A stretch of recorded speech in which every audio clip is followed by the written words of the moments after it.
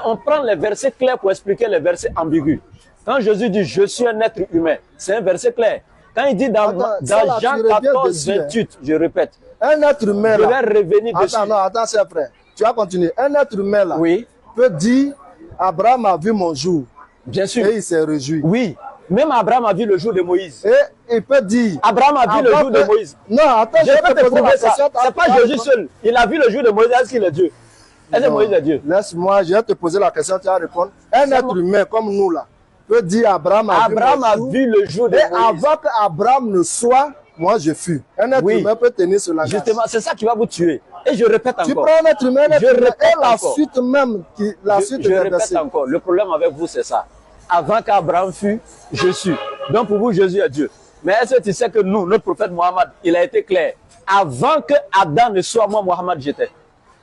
Il a dit, c'est dans Sahih Bukhari, c'est dans Muslim. Il dit, quand Adam était encore dans l'état entre l'eau et le sable, moi, Mohammed, j'étais déjà. C'est clair. Mais est-ce que nous, on a adoré Mohammed pour dire les dieux? En fait, c'est l'existence des prophètes dans la préscience de Dieu avant leur existence physique sur la terre. Vous ne savez même pas ça. Maintenant, je reviens ici. Il était de condition divine.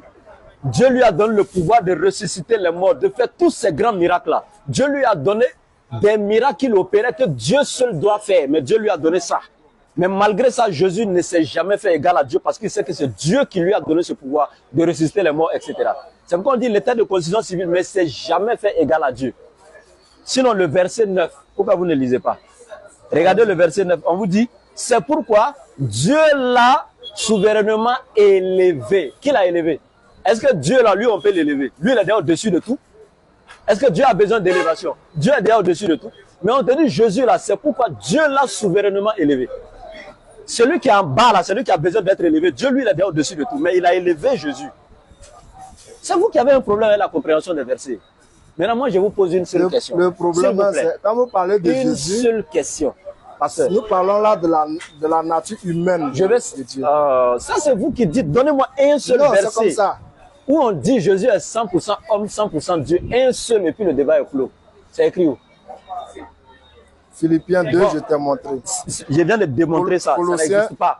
C'est pas dans Philippiens 2, 100% homme, 100% c'est écrit où? C'est pas écrit? Ah, comme ils n'ont pas écrit comme ça, littéralement. C'est ça votre problème.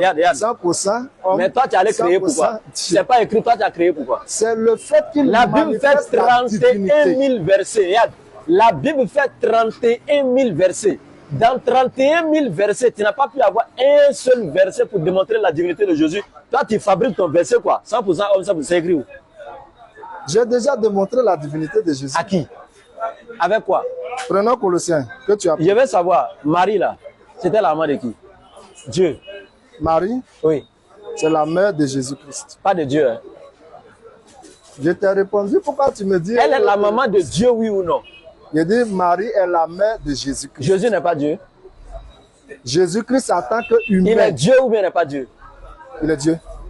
Donc Marie est la mère de Dieu. Donc Marie est la mère de Dieu. Maintenant, je vais te poser... Non, je vais te poser...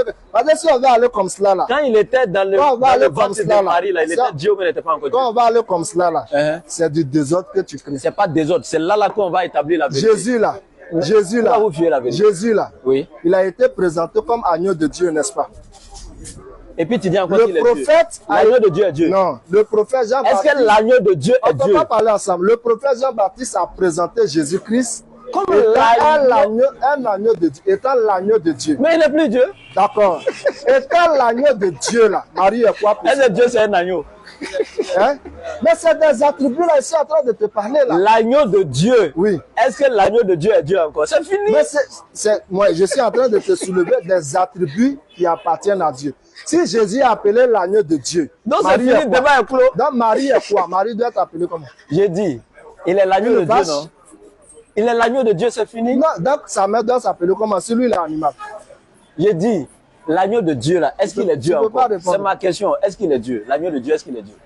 C'est un attribut de Dieu. C'est ce que je te dis. Quand on dit fils de Dieu, là, c'est un attribut. Le mot fils, là, quand on dit deux, quand on met deux, là. Le nom Père désigne un attribut. On dit Jésus pria Dieu. Ça désigne un attribut. C'est ce que je te dis depuis. Donc si on est d'accord que Jésus a été présenté comme agneau de Dieu, c'est que littéralement, ça veut dire que Marie est une vache. Regarde, quand on dit, regarde. C'est ce que tu veux dire. Oh, regarde. Ah, parce qu'on dit Jésus est Dieu, donc Marie est mère de Dieu. Mais Jésus aussi est agneau de Dieu, donc Marie est une vache. Ciao. On dit Marie, c'est une vache, faut t'asseoir là. Non, c'est un raisonnement. C'est un raisonnement. Oh, ouais, Dieu. Non, André, tu ne comprends pas ce que je dis. Parce que, je dis, si nous disons que Jésus est Dieu, et que vous dites pour cela, Marie est mère de Dieu, je vais savoir. Je te dis maintenant que Jésus aussi est agneau de Dieu, donc Marie devait t'appeler une vache. J'ai compris. Je suis en train de t'amener à réfléchir. J'ai compris, je vais savoir une chose. Quand Jésus a arrêté là, c'est son côté, son esprit là qui est Dieu, ou c'est son corps qui est Dieu, mais je ne sais pas, explique-moi, comment il est composé là? Quelle est sa partie qui est Dieu, puis quelle est sa partie qui est humaine? Dans Malachie, il est écrit... Malachie va te condamner, il faut laisser Malachie. Dans Malachie, il est écrit que Dieu rentre soudain dans son temple. Jésus, c'est le temple dans lequel l'esprit vivant de Dieu réside. Dit, tu vas te détruire là-bas. Il ne faut pas faire ça, il ne faut pas toucher les Écritures et moi, ça me dérange. Jésus là, c'est le tabernacle, c'est le corps. On ne t'a pas parlé du laboratoire dans lequel Dieu se trouvait. C'est pourquoi nous parlons de la nature humaine de Jésus et de la nature divine de Jésus. Regarde. Acte 17, 24. Écoute. Le Dieu qui a fait, écoutez très bien. Acte 17, 24. Le Dieu qui a fait le monde et tout ce qui s'y trouve est le Seigneur du ciel et de la terre. Et il n'habite pas dans des temples faits par les mains de l'homme. Il n'est pas servi par des mains humaines, comme il avait besoin de quoi que ce soit. Une fois de plus, Jésus est disqualifié. Ça fait 1. Même sa maman, il a eu besoin, il a tété sein de sa maman pour pouvoir vivre. Donc laisse les Écritures. Malachie 3,6 te dit, Dieu ne change pas. Donc il ne peut pas devenir un homme quand il veut, il ne change pas. Lui-même, il est clair. Je suis l'Éternel, je ne change pas. Maintenant, je dis, quand toi tu dis Jésus est homme et Dieu là, c'est lequel de ces côtés qui est homme et lequel côté est humain? Dieu ne change pas, ça veut dire quoi? Il faut laisser ça. Lequel des côtés de Jésus est homme, lequel est divin? Dès lors où nous parlons de Jésus, nous parlons de l'humanité de Dieu. Donc dans Dieu, il y a l'esprit. Dieu est homme. Mais Dieu prend la forme humaine. Attends, Dieu est esprit là. Un esprit là. L'esprit là. Tu ne peux pas voir un esprit. Regarde, je t'explique. Non, laisse-moi finir. Non. Tu ne peux pas voir un esprit. Où on est là, on ne peut pas voir un esprit. Tu n'as pas compris. Mais un esprit peut prendre une forme humaine. Regarde. C'est ce qui a été le cas de Dieu avec Jésus. Regarde, je t'explique. Regarde, même un ange, si un ange prend la forme humaine pour venir sur la terre, là, si tu lui demandes qui est qui, il va dire c'est un ange, venu sous forme humaine. Il ne va jamais dire c'est un homme. Parce que c'est juste la couverture qu'il a pris, mais sinon, lui-même là, il n'est pas un homme.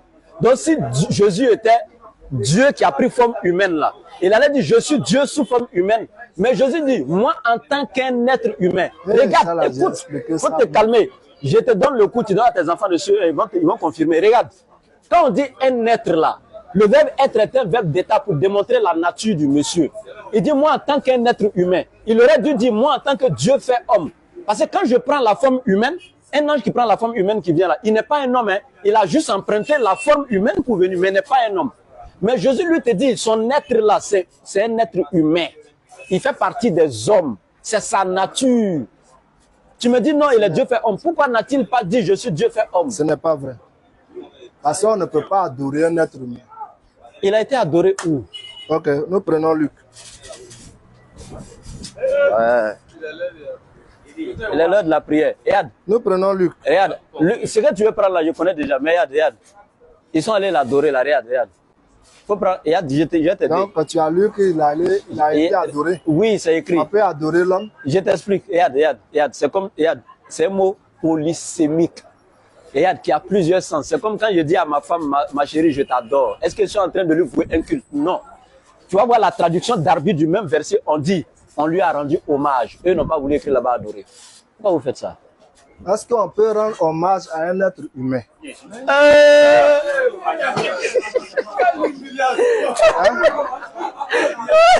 Alors, priez. Mais je te demande. C'est bon. Alors, priez. À la prochaine. Il est l'heure de la prière, pasteur. Regarde. Diane.